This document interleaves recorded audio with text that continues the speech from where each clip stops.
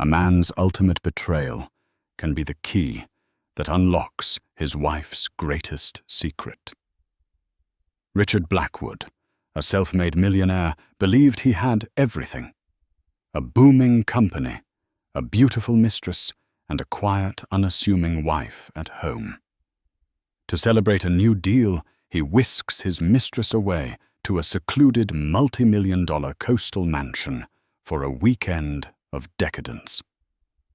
He thinks it's the perfect stage to flaunt his power and success.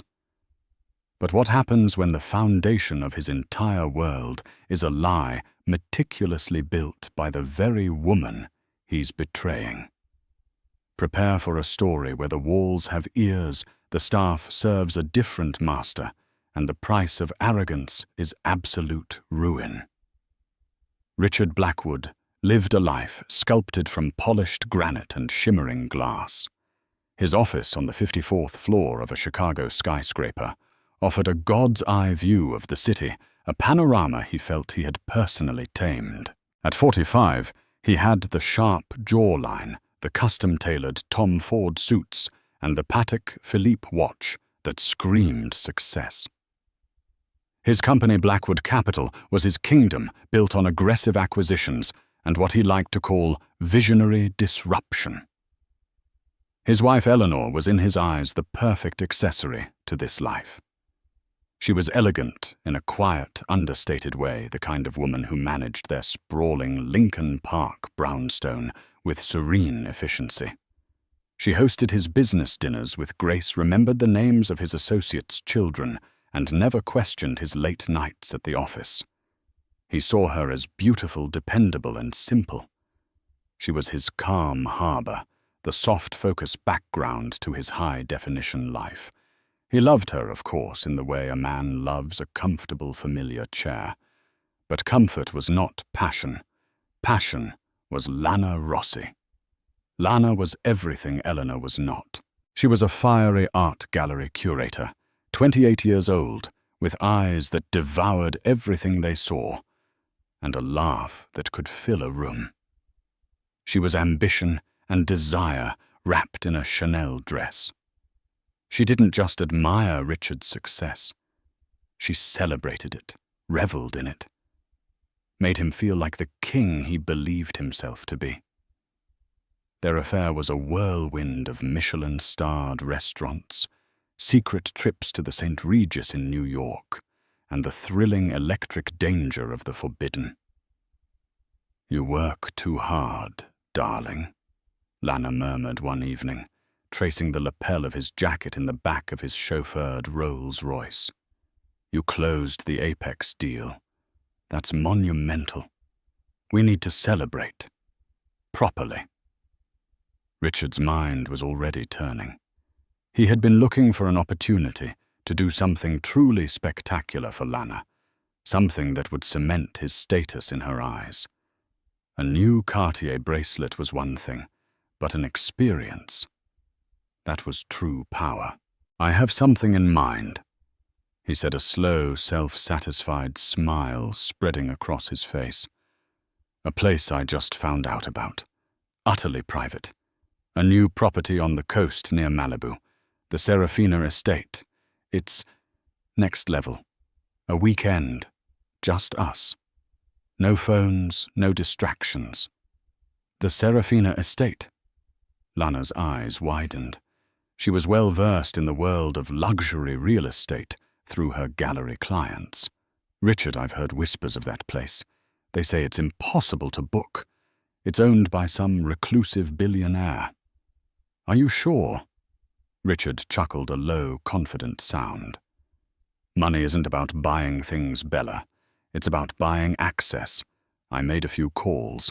It's handled." He didn't elaborate that the call was to a high-end concierge service that had charged him an astronomical fee to secure the booking, a fee that made even him wince. But the thought of Lana's reaction of having her in a place no one else could access was worth every penny. That night, he went home to Eleanor. She was in the library, curled up in an armchair with a thick book on quantum computing of all things. She wore simple silk pajamas, her reading glasses perched on her nose. She looked up and gave him a soft, welcoming smile. "Rough day?"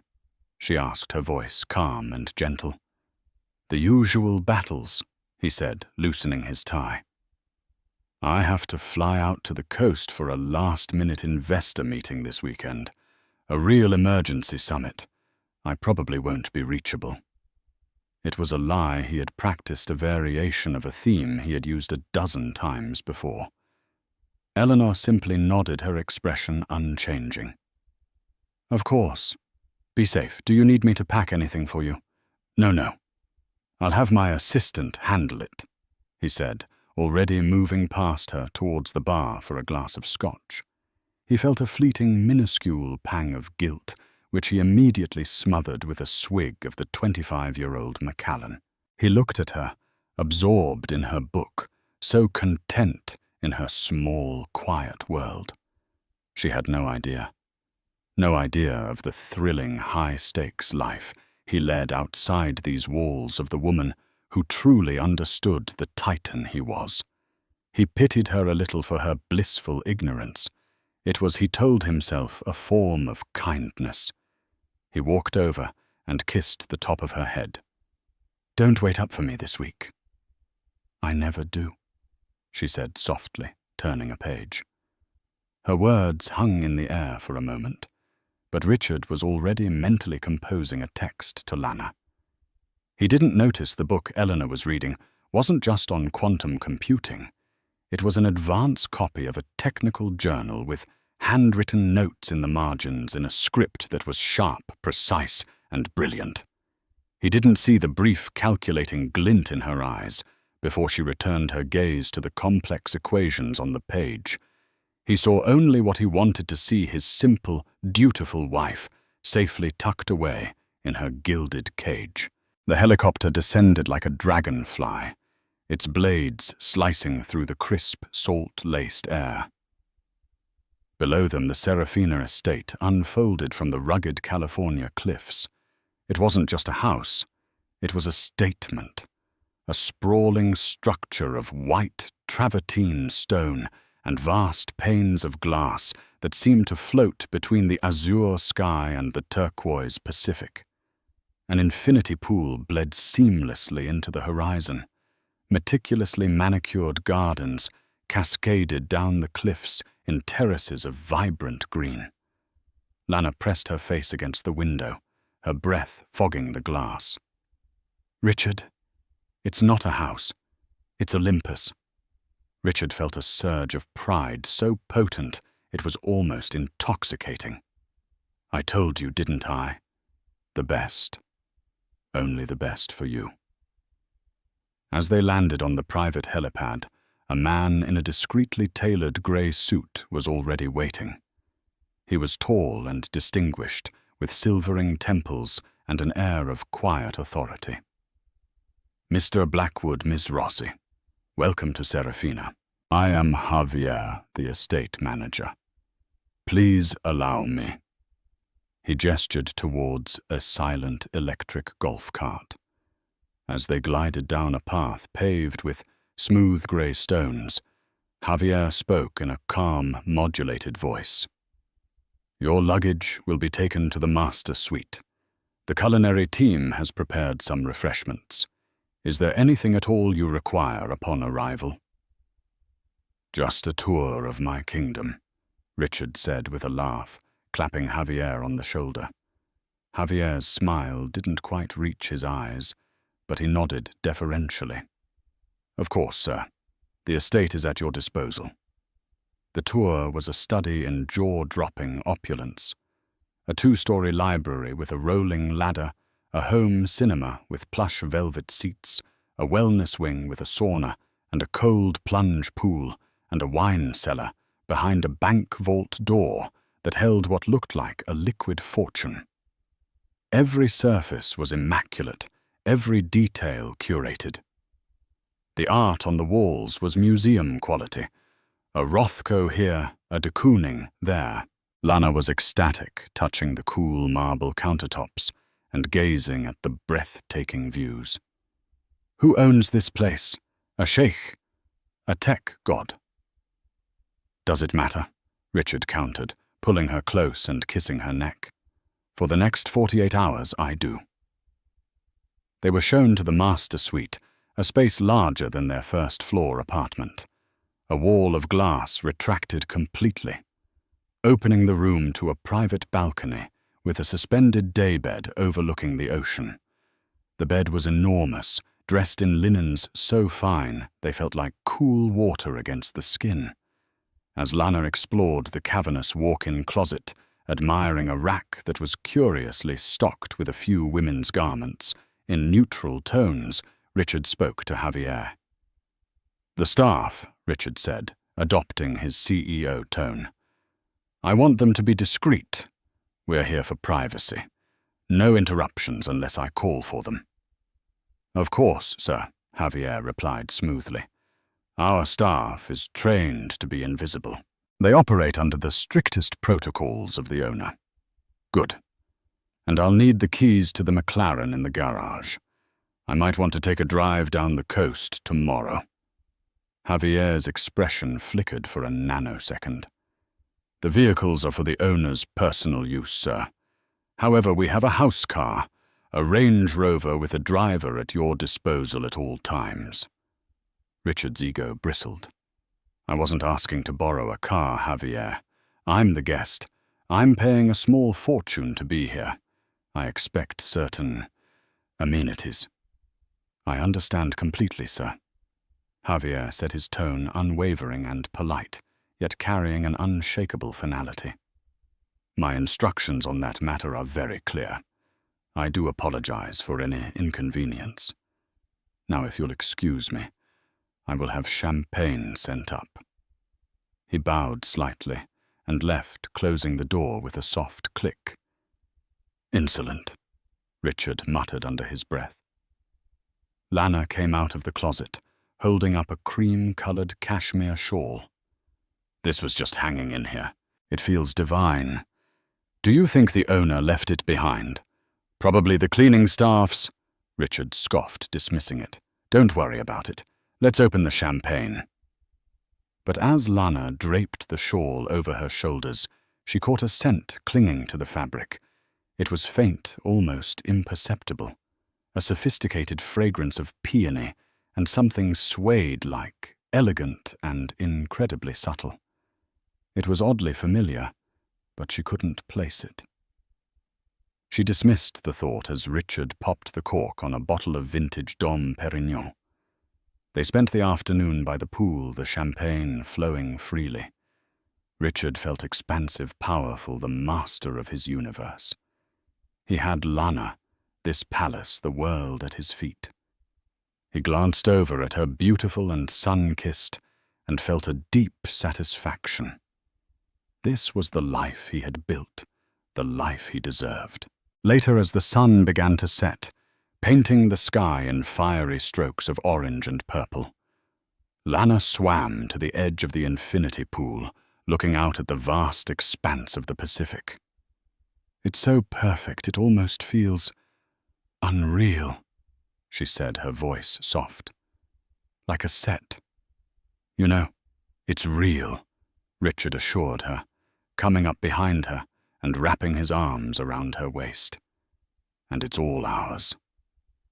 But as he looked at the magnificent house, a flicker of Javier's polite but firm refusal about the car came back to him. There was a strange feeling, a tiny unsettling sense that they were not masters of this place, but merely actors on a stage that belonged to someone else, someone with very clear, unbendable rules. He pushed the thought away. It was probably just the manager being overly officious. Here, with Lana in his arms and the world at his feet, nothing could possibly go wrong. The first crack appeared the next morning over breakfast on the terrace. It was a glorious spread. Exotic fruits, freshly baked pastries, eggs Benedict cooked to perfection. Richard, feeling lordly, decided he wanted something specific.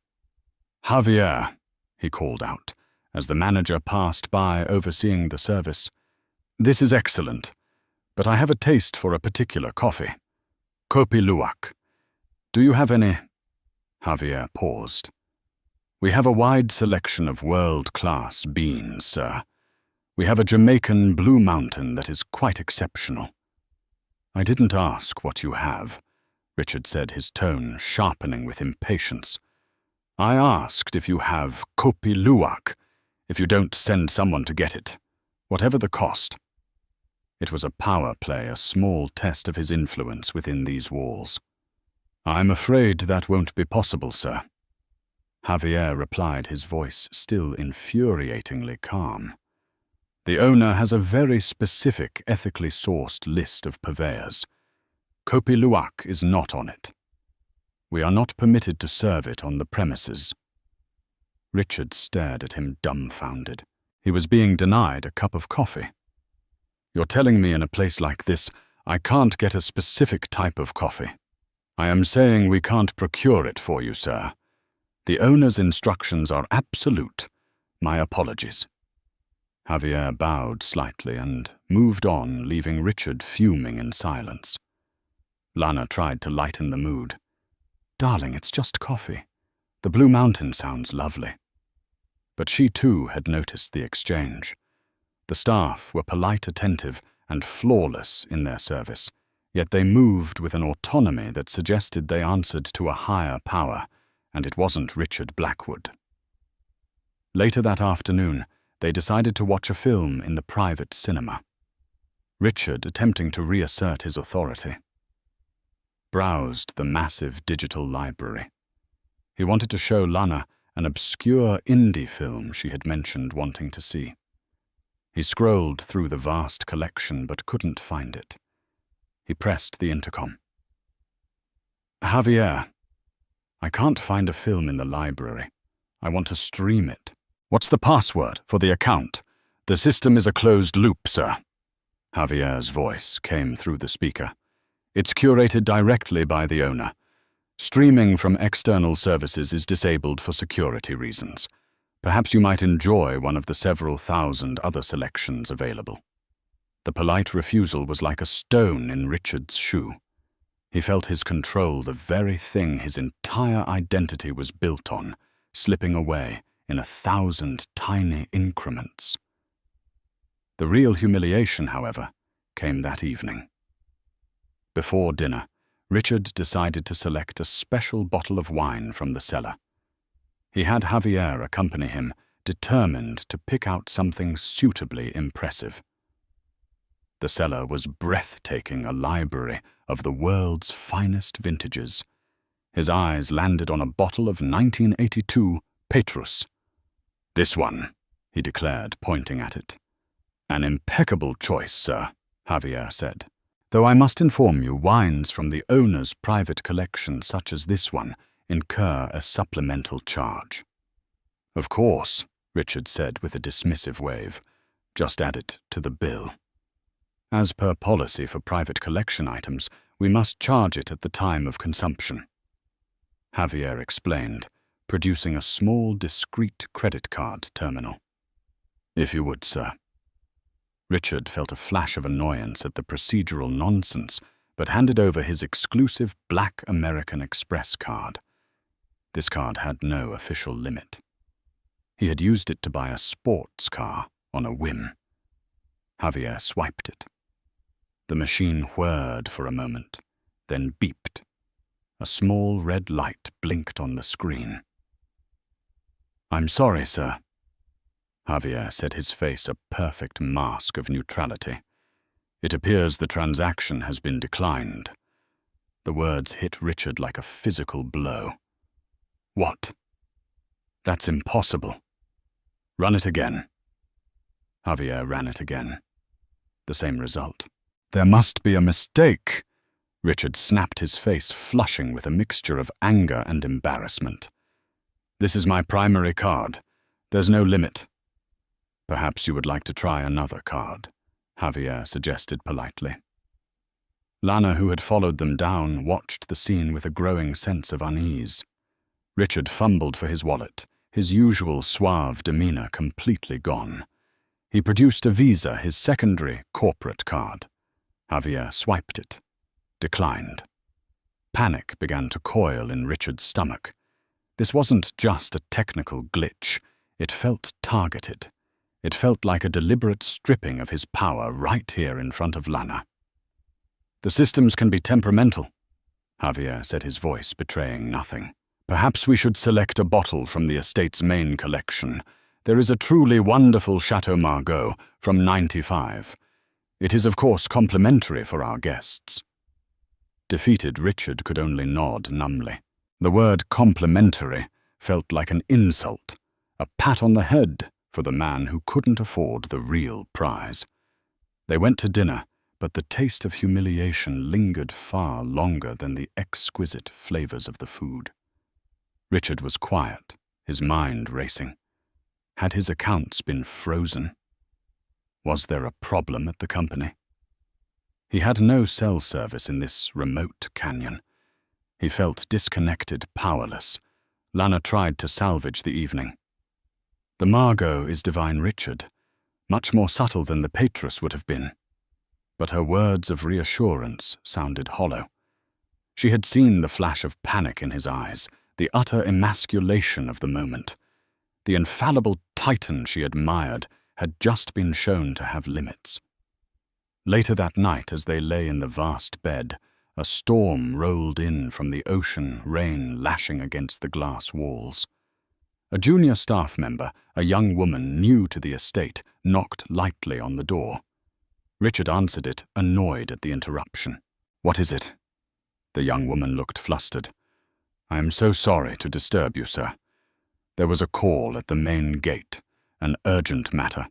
The security guard patched it through to the house line by mistake. The gentleman on the line, a Mr. Finch, was asking to speak with Miss Vance." Richard stared at her. "Miss Vance? There's no one here by that name. You have the wrong room, the wrong guests."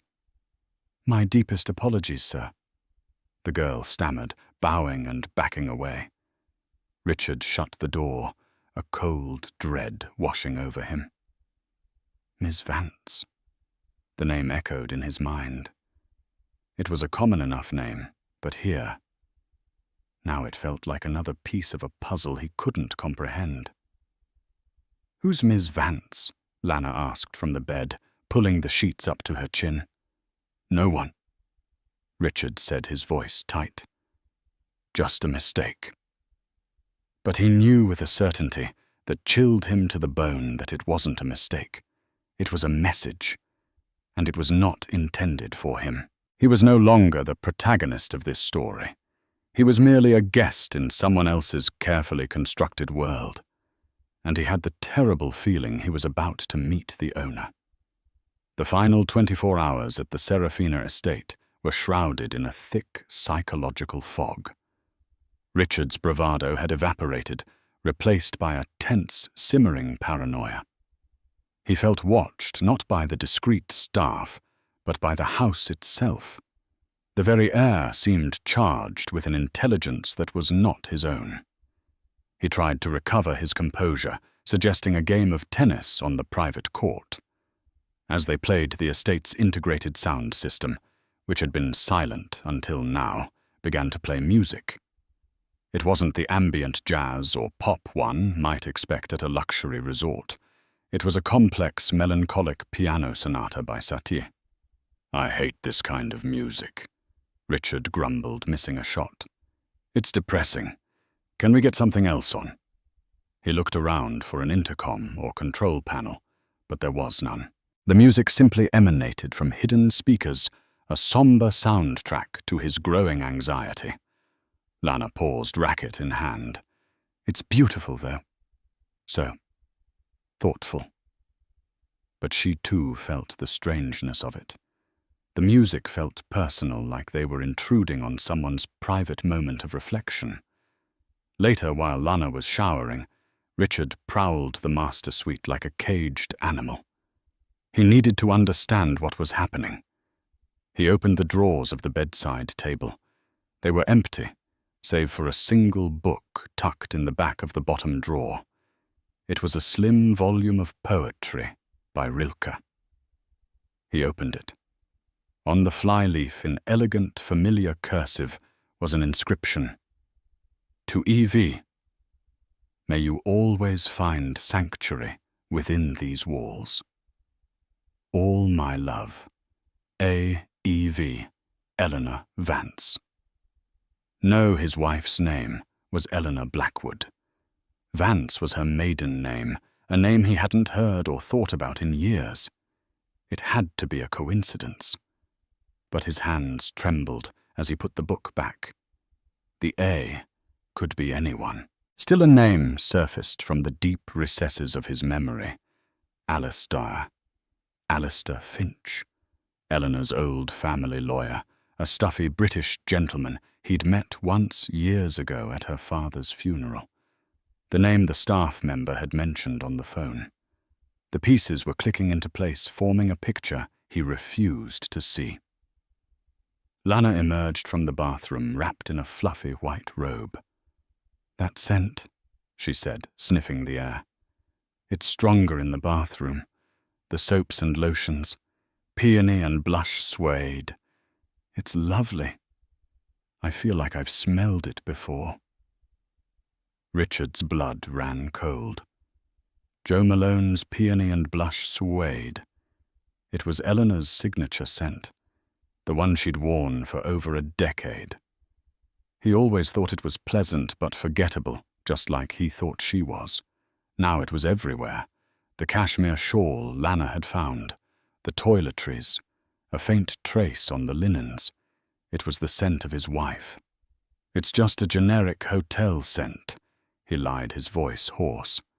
No, Lana said, frowning. It's very specific. A friend of mine wears it, I think.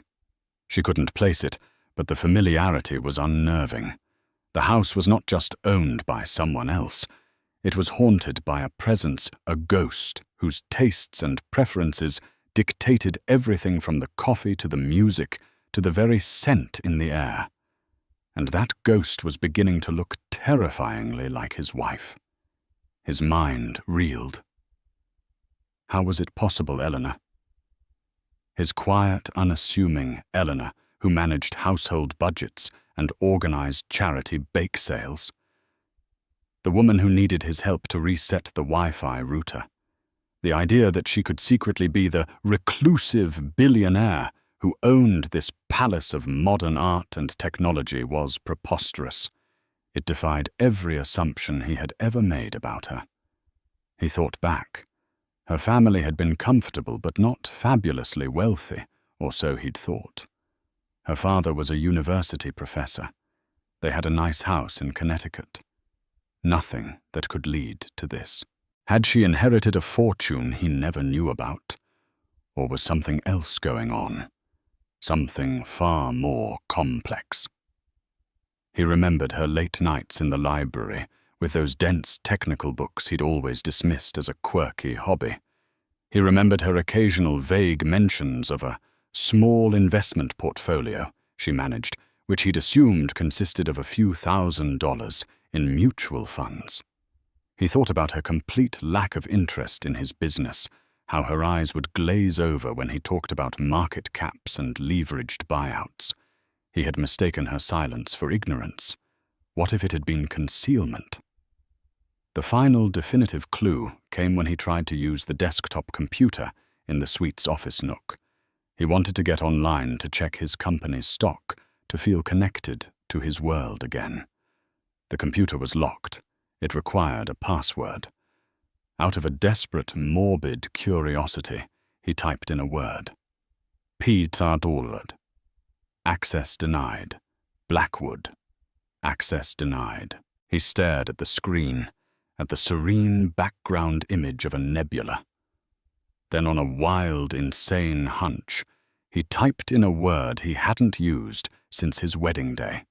A password he knew she used for her personal email, a name she'd told him was from her favorite childhood book, Stardust. The screen unlocked. The desktop was clean minimalist. There was only one icon on it, a folder labeled EV Holdings. His hand shaking, he clicked on it. It opened to reveal a labyrinth of subfolders: Quantum Encryption Ventures, Neuro AI Labs, Project Seraphina, Blackwood Capital, Bailout Package. He clicked on the last one. Inside was a single detailed financial document. It was a bridge loan agreement from 8 months ago, a $50 million emergency infusion of capital into Blackwood Capital, preventing it from defaulting on a major bond payment, a default that would have ruined him. The lender was listed as EV Holdings. The loan was signed off by its sole director, Eleanor Vance. The room began to spin. The apex deal, the one he was here celebrating. The deal that had saved his company and his reputation. It had only been possible because of this secret loan. His success wasn't his own. It was a gift, a bailout from the woman he was currently cheating on in the house she owned, paid for by the technological empire she had built in secret while he was dismissing her as a simple housewife. The ghost in the machine wasn't a ghost. It was the architect. He heard a sound behind him. Lana stood in the doorway, her face pale. She had seen the screen. She had read the words, Blackwood Capital, Bailout Package. "Richard," she whispered, her voice trembling. "What is this?" He had no answer. He just stared at the screen, at the digital proof of his own colossal ignorance. At that moment, he heard the distinct sound of a helicopter approaching. It wasn't leaving. It was landing. Javier's voice came through the suite's intercom, as calm and professional as ever. "Mr. Blackwood, please excuse the intrusion." There was a pause. "The owner has arrived." The sound of the helicopter blades faded, replaced by an unnerving silence that was heavier than any sound. Richard stood frozen in the office nook, his reflection a pale, ghostly mask on the dark computer screen. Lana was still in the doorway, her hand covering her mouth, her eyes wide with a dawning, horrified comprehension. The world had tilted on its axis. The luxurious suite now felt like a cage, an elaborate trap designed with a terrifying feminine precision. Every detail that had seemed opulent now felt like a deliberate taunt, the Satie Sonata, the Rilke poem, the very scent in the air. They were all instruments in an orchestra, and the conductor was about to take the stage. Footsteps echoed in the grand foyer below, the sharp, confident click of heels on travertine marble. They were not the soft-soled steps of the staff. These were footsteps of purpose, of ownership. Richard's legs felt like lead, but some primal instinct forced him to move. He walked out of the suite and stood at the top of the grand floating staircase that spiraled down into the main living area. Lana followed a few paces behind, a silent, shaken witness. Below, Javier stood with his back to them, facing the massive front doors. As the doors swung silently open, a figure was framed against the brilliant blue of the late afternoon sky. It was Eleanor, but it was not the Eleanor he knew. This was not the quiet woman in silk pajamas and reading glasses. This Eleanor was transformed. She wore a bespoke, razor-sharp pantsuit of ivory white that radiated power. Her hair, usually in a soft bun, was styled in a sleek, severe chignon. She wore no jewelry except for a pair of diamond studs that caught the light and a simple, elegant watch on her wrist, not a dainty Cartier, but a practical high-tech timepiece. Her face was serene, but her eyes the same soft grey eyes he had looked at for 15 years, now held a glint of polished steel. She was not a wife arriving to catch her husband. She was a queen arriving to survey her domain. "Madame Vance," Javier said, his voice imbued with a genuine deference Richard had never heard. "Welcome home. Everything is in order." "Thank you, Javier." Eleanor's voice was calm, clear, and carried through the cavernous space. It was the same voice she used to ask if he wanted coffee, but here it held an unmistakable ring of command. "You and the staff may take the rest of the day. I will handle things from here." "Very good, madame," Javier said. He turned and, without so much as a glance at Richard or Lana on the stairs, led the rest of the invisible staff away their departure as quiet and efficient as their service. The silence that followed was absolute. Eleanor stood in the center of the room, her gaze sweeping over the space, her space. She took in the art, the furniture, her posture exuding a sense of profound, rightful belonging. Finally, slowly, she lifted her eyes and met Richard's. There was no rage in her expression, no tears, no hysteria. There was something far more terrifying, a cool, dispassionate assessment, like a scientist observing a specimen under a microscope. Richard finally found his voice, a ragged, choked whisper. "Eleanor, what is this? What's going on?" She took a step forward, her heels clicking with unnerving rhythm. "This," she said, gesturing to the magnificent room around her, "is my home. And you, Richard, are a guest who has overstayed his welcome." Lana, from behind Richard, let out a small, strangled gasp. Eleanor's gaze shifted to her, and for the first time, a flicker of emotion crossed her face. Not anger, but a sort of clinical pity. "Miss Rosie," she said, her tone level, "I'm sorry you were brought into this under false pretenses. Your millionaire is not quite the man of substance he purports to be." Lana looked from Eleanor's commanding presence to Richard's crumbling facade. The power dynamic in the room had not just shifted, it had been inverted with the force of a tectonic plate. The man she thought was a king was now just a trespasser. Richard stumbled down a few steps of the staircase. You own this, the house, the company, EV Holdings. The loan, that was you."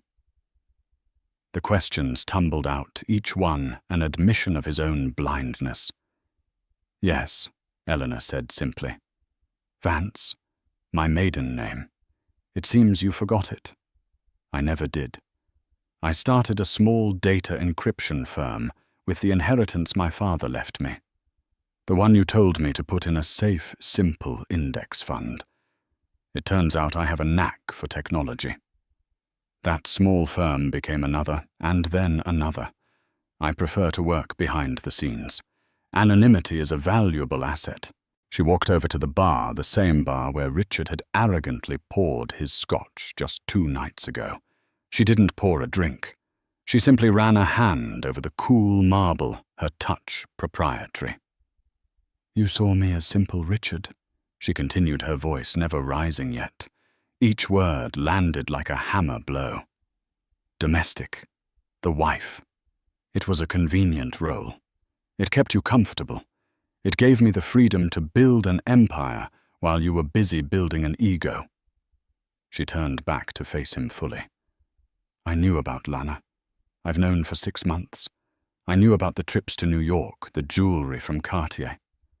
I knew you booked this house, my house, through a concierge service that my company owns. The fee you paid went directly back into my account." The sheer calculated brilliance of it was breathtaking. He wasn't just caught. He had been curated, managed, and manipulated from the very beginning. The declined credit cards, the specific music, the scent in the air. It was all part of a carefully orchestrated revelation. This wasn't a confrontation. It was a performance, and he was the unwilling star. "Why?" He croaked the single word encompassing a universe of confusion. Why go through all this? Eleanor finally allowed herself a small, mirthless smile. Because, Richard, I could have just divorced you. I could have exposed you quietly. But for 15 years you looked at me, but you never saw me. You underestimated me at every turn. I thought it was only fair that for your final act of betrayal, you should do it in a world that I built on my terms. I wanted you to feel just for a moment what it was like to be the king of the world, before you learned that you were just a court jester in the Queen's castle. She paused, letting the weight of her words settle in the vast, silent room. Now, she said, her voice dropping the last vestiges of warmth and becoming pure, sharp business. We have things to discuss: the divorce, the prenuptial agreement, and the matter of the $50 million loan you owe my company. The world Richard Blackwood had meticulously constructed for himself did not just crack, it atomized.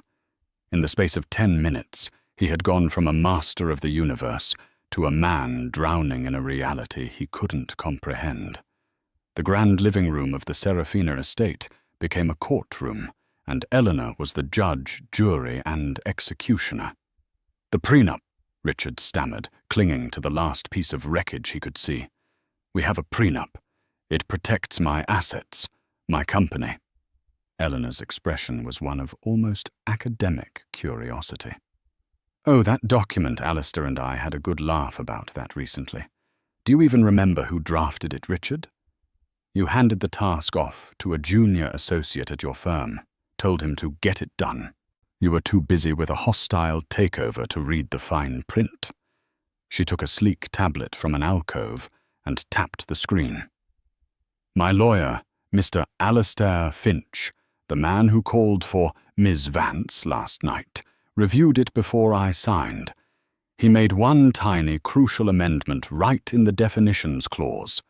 It redefined marital assets to exclude any businesses or holdings registered under a person's premarital name. She looked up, her gaze piercing. At the time, I had none. So you thought nothing of it. But Vance is my premarital name. Everything I have built, EV Holdings, this house, the company that owns the building your office is in, is untouchable. The prenup you thought was your shield is in fact my fortress. Richard's mind struggled to keep up. He felt a wave of nausea. All those years he'd seen her as his dependent.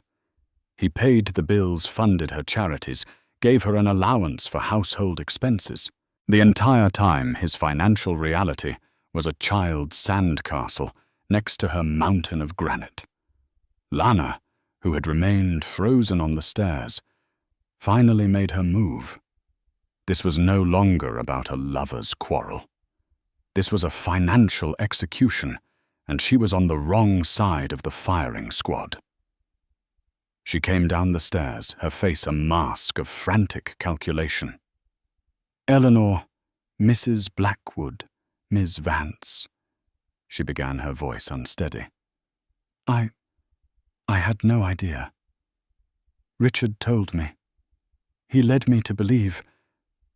Eleanor held up a hand, a simple, elegant gesture that stopped Lana mid-sentence.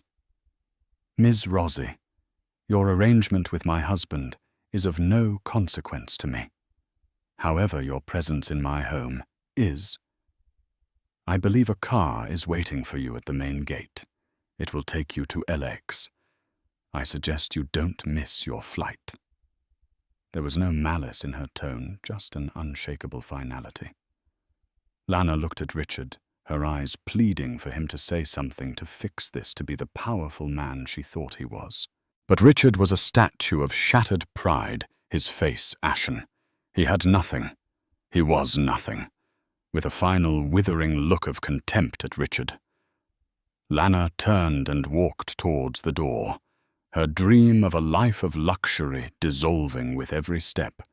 The heavy door closed behind her, leaving Richard alone with the woman he had married, but never known. Now for the loan. Eleanor continued, her voice as crisp as a financial statement. The $50 million, EV Holdings extended that capital with a personal guarantee from you collateralized against your shares in Blackwood Capital.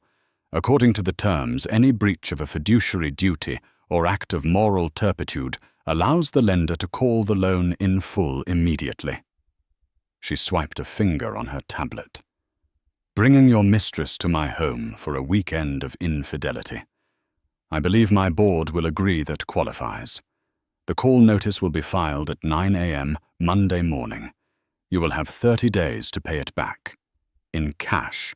Richard sank onto the edge of a minimalist sofa that probably cost more than his first car. I don't have $50 million in cash. The company doesn't. You know that. It's all tied up in assets. I know, Eleanor said, which means EV Holdings will be forced to take possession of the collateral, your shares, all of them. My acquisitions team is already preparing the paperwork.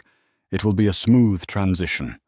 I expect your letter of resignation on my desk by noon on Monday. It was the final blow. He wouldn't just lose his money, he would lose his company, his name, his entire identity. She wasn't just divorcing him, she was erasing him. Why, Eleanor?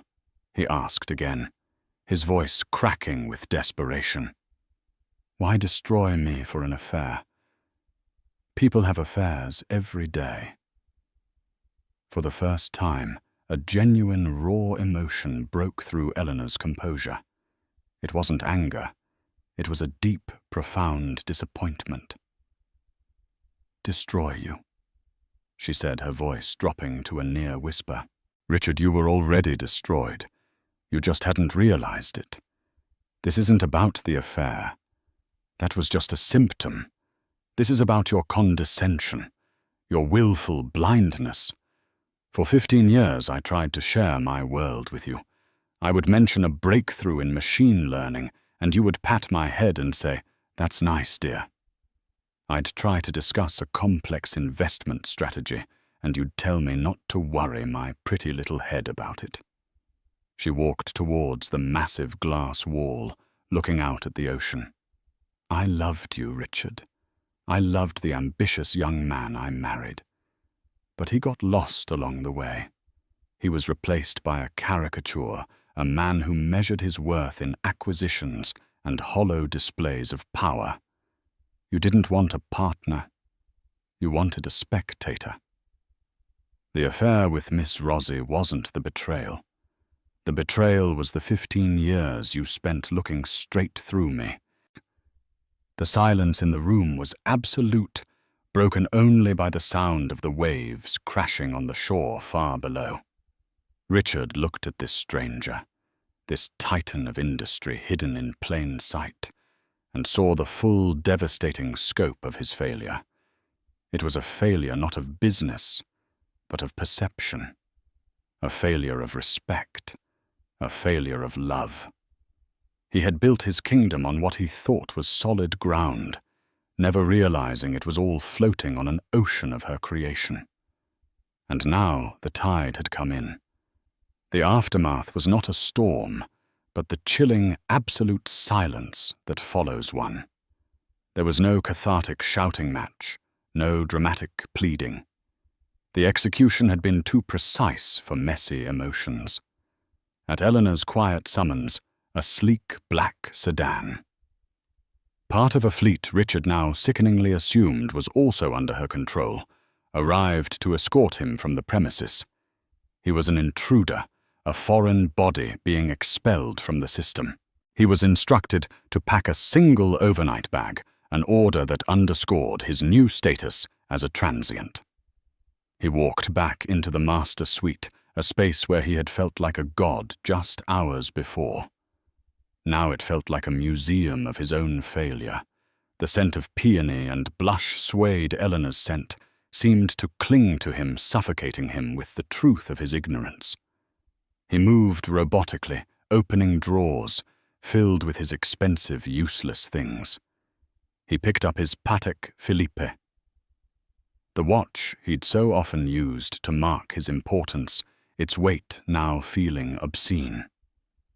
He set it down on the polished marble of the nightstand, a silent, pathetic offering to the woman he had wronged. It was a costume piece from a role he could no longer play. His hands shook as he zipped the simple leather duffel, a bag he usually took to the gym, now containing the entirety of his immediate possessions. Eleanor was waiting for him at the grand entrance, a final, unavoidable checkpoint. She stood not as a grieving wife, but as a composed executive facilitating a departure. She held out a slim manila envelope, her movements economical and devoid of sentiment. "These are the divorce papers already filed with the court," she stated, her voice as level as the horizon. "My legal team is efficient, and this is the address of a corporate apartment in the city. The lease is in your name, paid for 6 months. It should be sufficient time for you to arrange your own affairs. After that, you are on your own. My lawyers will only communicate with yours from this point forward." He took the envelope, the paper cool against his clammy skin. He looked at her, truly looked at her, for what felt like the first time. He searched her face for a crack in the powerful facade, a hint of the softer woman he had married, the woman he had taken for granted. He found nothing but a calm, resolute strength that seemed to have been forged in a fire he never knew was burning. "Was any of it real, Eleanor?" he asked, his voice a ragged whisper. "In the beginning?" She held his gaze for a long moment, a flicker of something ancient and sad passing through her eyes before being extinguished. "The first few years were. I believe they were. But people change, Richard. Or more accurately, they become more of who they were always meant to be. I became a creator. You became a brand. The two are no longer compatible." She gave the slightest of nods. "Goodbye, Richard." With that, she turned her back straight and walked towards the heart of her home, leaving him standing in the doorway. He had no response. He was a footnote in her life, and the chapter was now closed. The drive down the winding cliffside road was a descent into a new kind of hell. He watched the Serafina estate disappear in the rearview mirror, a shining monument to his own colossal stupidity. The weeks that followed were a systematic dismantling of his existence. He sat in a sterile, glass-walled conference room, his mid-level lawyer sweating beside him, as Eleanor's team, led by the impeccably dressed and terrifyingly sharp Alistair Finch, laid out the terms of his surrender. There was no negotiation. The documents were ironclad. The personal guarantee on the $50 million loan was his undoing. He signed away his company, his shares, his legacy with a pen that felt like it weighed 1,000 pounds. His social and professional circles evaporated overnight. Men who had once clapped him on the back and called him a genius now had their assistants inform him they were in a meeting. He made a desperate call to Mark Renshaw, a man he'd considered his closest friend, with whom he'd vacationed, and whose son's christening he had attended. The call went to voicemail. The text he sent received no reply. He was radioactive, a pariah in the world that had once worshipped him. The financial press was merciless. They chronicled his downfall in excruciating detail, contrasting his flamboyant, debt-leveraged style with the quiet, surgical brilliance of the mysterious EV Holdings. When Eleanor Vance finally revealed herself to be the firm's founder and CEO, the story became a global sensation. Headlines screamed from every screen. "The Blackwood Implosion: How Hubris and a Ghost Lender Toppled an Empire." "Meet Eleanor Vance, the secret power behind the year's biggest takeover. Richard Blackwood was no longer a visionary. He was the arrogant fool who was outplayed by his own wife. As for Lana Rossi, she became a minor detail, a footnote in the larger narrative of betrayal and comeuppance. She vanished from the art scene, reportedly moving back to Europe, her name forever tainted by her association with a fallen man. Meanwhile, the world eagerly embraced Eleanor Vance. She made her first public address, not at a shareholder meeting, but as the keynote speaker at the Global Technology Symposium in Geneva. She appeared on stage not in a power suit, but in a simple, elegant, dark dress, her presence commanding without a single ounce of theatricality. She didn't speak of profits or market disruption. She spoke of the ethical responsibilities of technological advancement, of funding education, of using quantum computing to solve humanity's greatest challenges. The world was captivated. Here was a leader who spoke not of building bigger walls, but of opening new doors.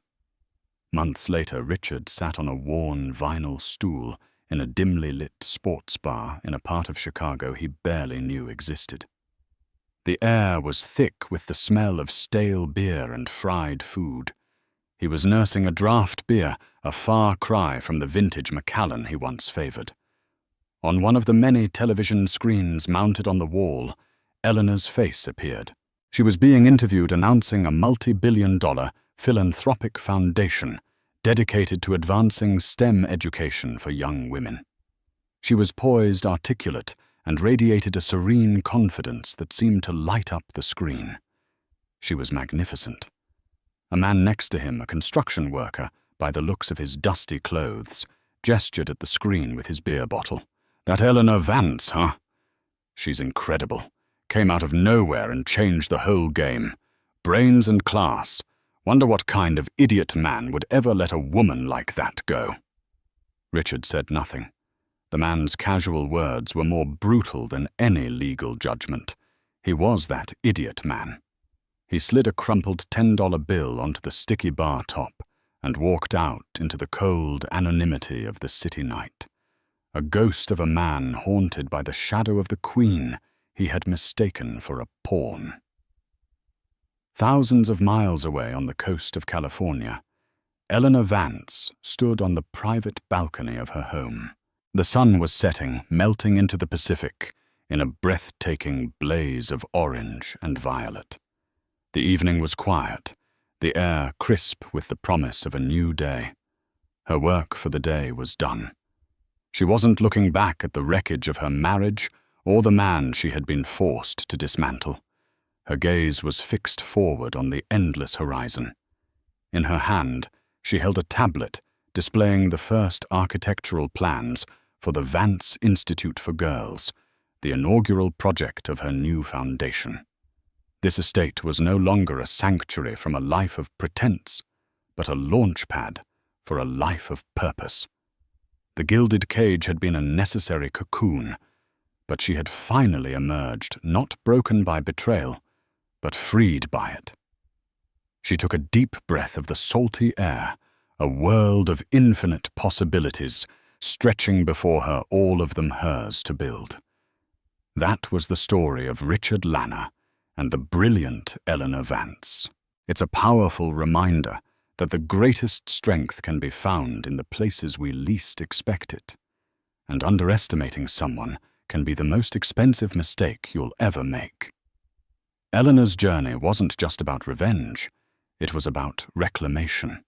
She reclaimed her name, her power, and her life from a man who saw her as nothing more than a beautiful piece of his collection. She proved that the quietest person in the room is often the most powerful. If you were moved by Eleanor's story of strength and cunning, please hit that like button to show your support. Share this video with someone who loves a story of epic justice, and don't forget to subscribe and turn on notifications so you never miss another tale of secrets, lies, and ultimate triumph. What would you have done in Eleanor's position? Let us know in the comments below. We love reading your thoughts. Thank you for listening.